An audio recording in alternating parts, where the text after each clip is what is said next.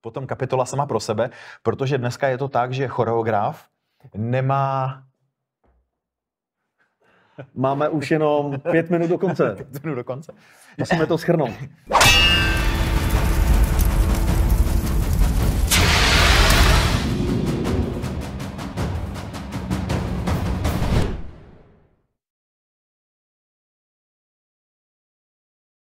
Ahoj, je tady zase Borek a Zdenál s dalším videem a tentokrát to jsou otázky a odpovědi. Takže pro tentokrát tady máme jeden takový palčivý problém, který na nás směřujete, a to je, že jsme, řekněme, zlí a oškliví a že vlastně jako pomlouváme práci kvalitních filmových choreografů a pomlouváme některé výtečné filmy, protože jsme řekli, že jedna krátká šermířská scéna z jinak úžasného filmu je špatná.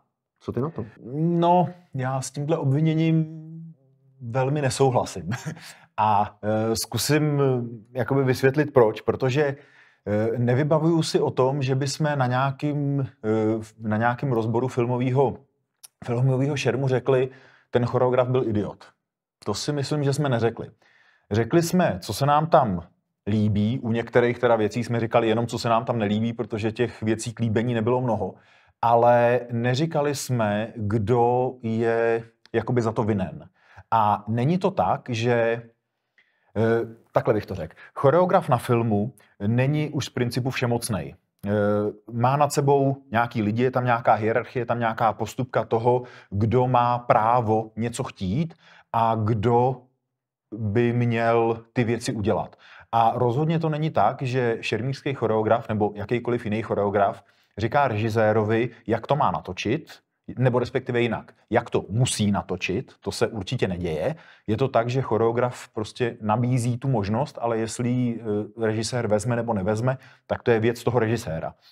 Další věc, která tam je, v momentě, kdy je potřeba, když se řeší scénář, tak tam choreograf ještě není.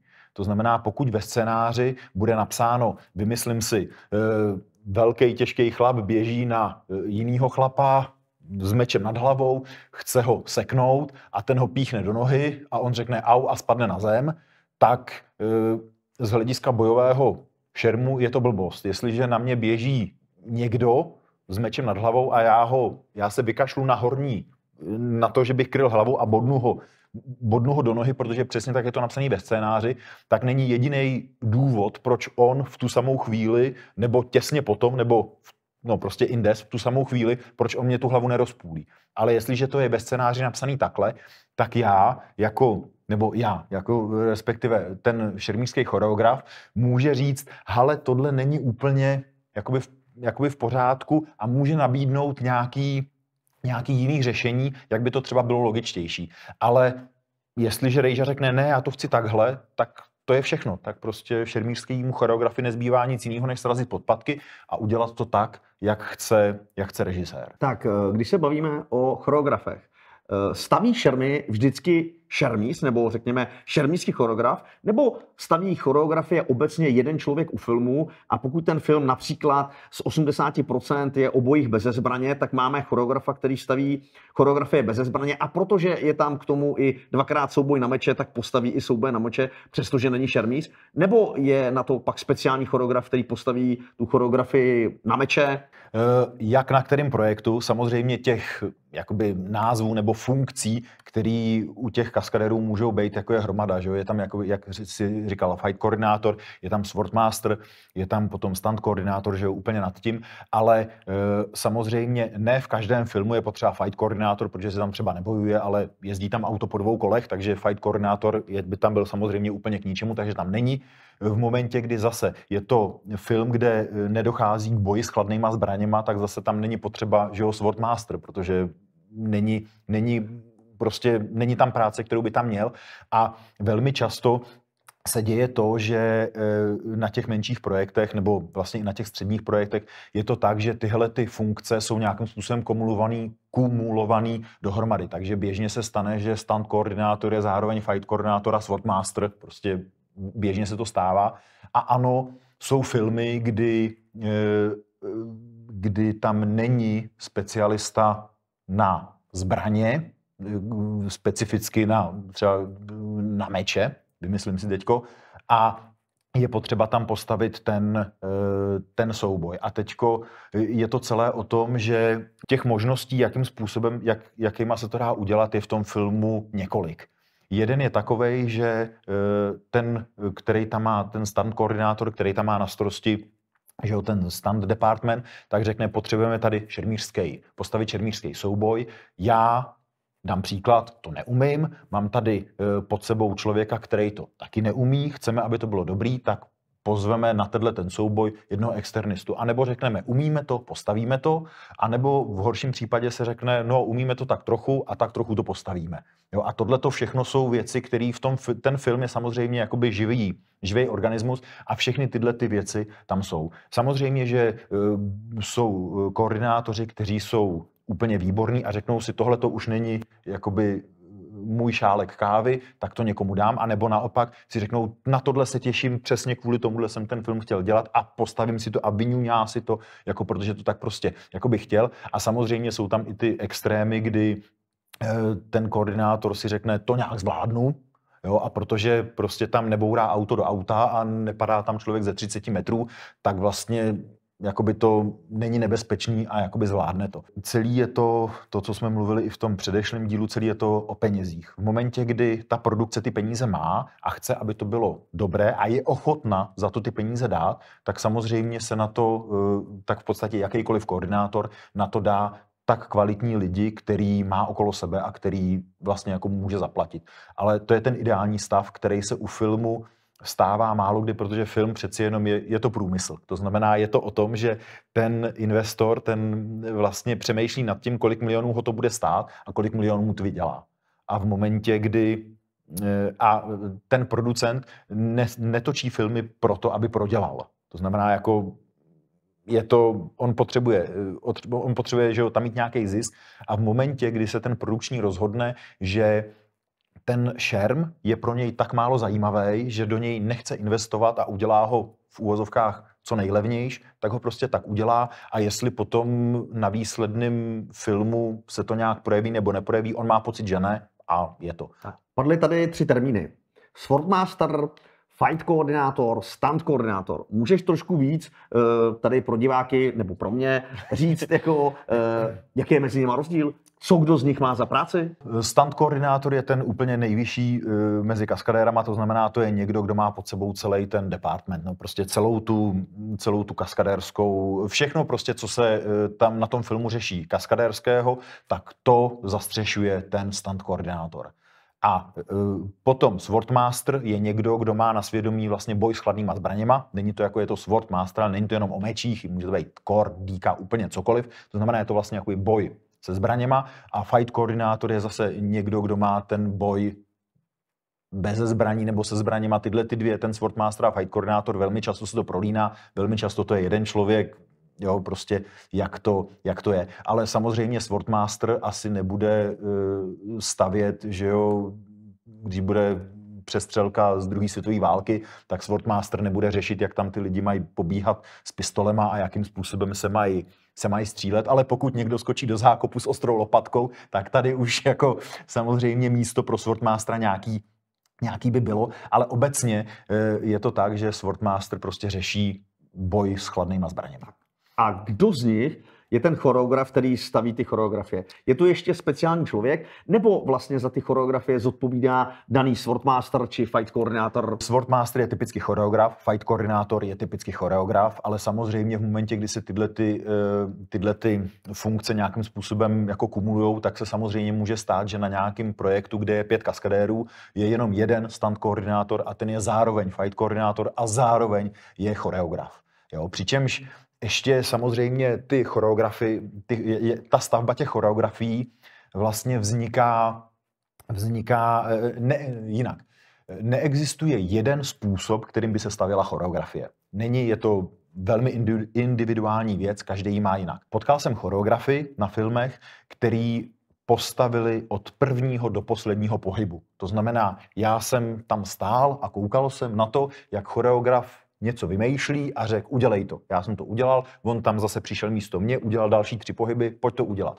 A dopadlo to tak, že vlastně já jako šermíř jsem totálně kopíroval práci toho choreografa. To znamená, ten výsledný produkt, samozřejmě já jsem ho nějak jakoby zahrál, ale mé svobodné vůle tam bylo velmi málo. To znamená, choreograf postavil komplet tu choreografii a trval na tom, aby se to šermovalo a hrálo tak, jak to on postavil.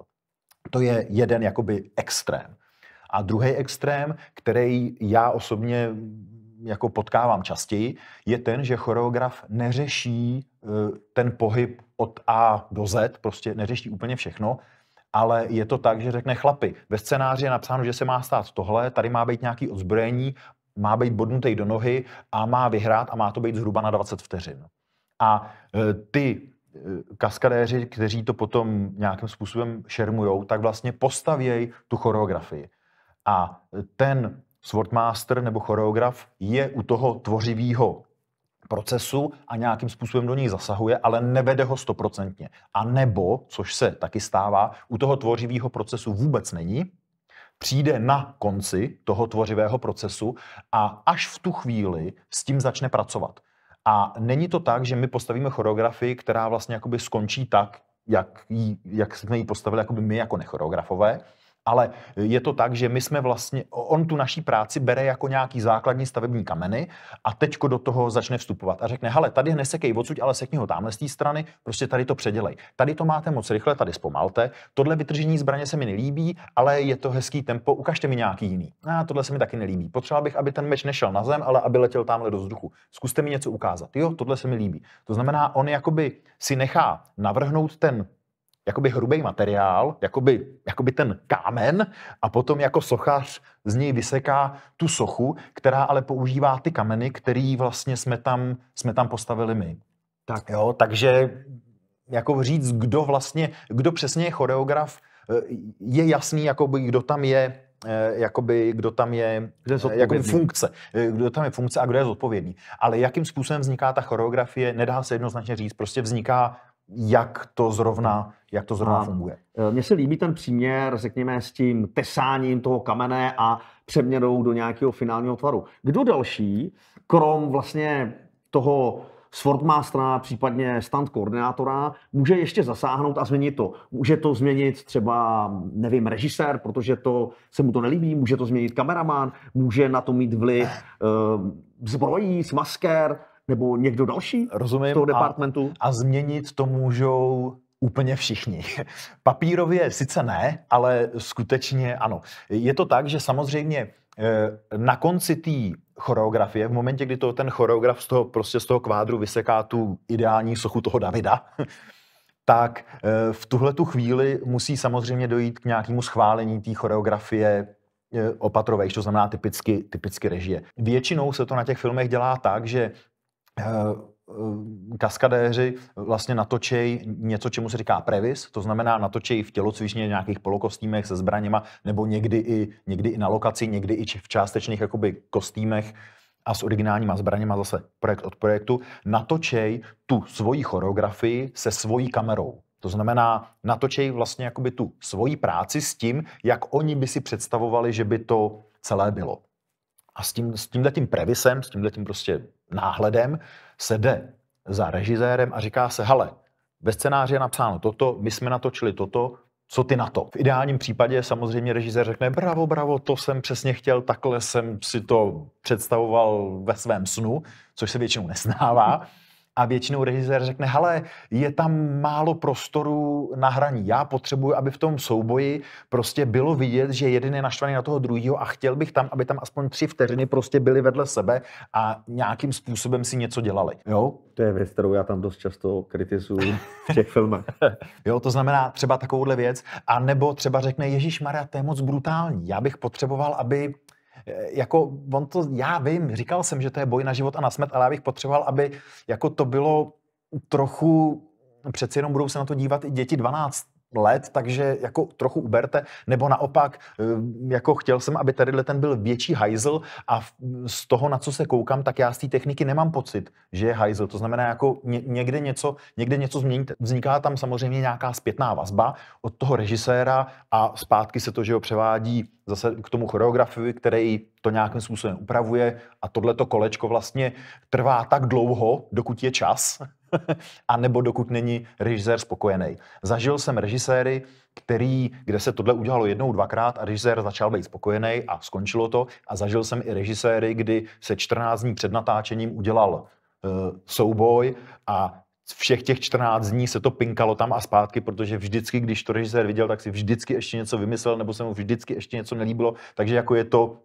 zase režisér od režiséra, ale není to špatně, jako to, co teďko říkám, jo? Protože režisér má právo změnit názor, režisér má právo vlastně, když se koukne na ten previs, tak říct, a ještě tadyhle, tím by se to dalo vyštěrpovat, ještě tadyhle. To znamená to, že do toho režisér zasahuje a z druhé strany je to opravované, znamená vlastně jenom to, že my se čím dál tím víc jakoby blížíme k tomu režisérskému, k té vizi režiséra a ta je samozřejmě extrémně důležitá. A jak jsi se ptal na ty další departmenty, tak ty do toho můžou zasahovat taky, byť nepřímo, ale velmi zásadně. Dám příklad. Třeba jste rytíř v drátěný košili, který má nějaký plechový ramena a kyris a dostanete kostýmy, které jsou teď nechci použít to jméno, abych někoho jako neto, ale jsou půjčený třeba z nějakého španělského fundusu. A teď dojde k tomu, že tady v Čechách jsou lidi nějak narostlí v nějaké velikosti a nějakým způsobem šermujou a je tady o tom šermu nějaký povědomí. Ve Španělsku naproti tomu jsou lidi hubený, chlapi tam měří vesměs 170-180 cm max, vážejí tak 70 kg a odsud teď, když se sem vezme fundus nějakých drátěných košil a kyrisů, tak to tady v Čechách polovině kaskadérů není. A takže produkce říká, dejte nám menší kaskadéry, kaskadéři samozřejmě říkají, my máme ale ty velký, který to umějí, teď to tam nějak se to tam prosype a výsledek je ten, že máš na sobě třeba kostým, který ti není, protože je malej.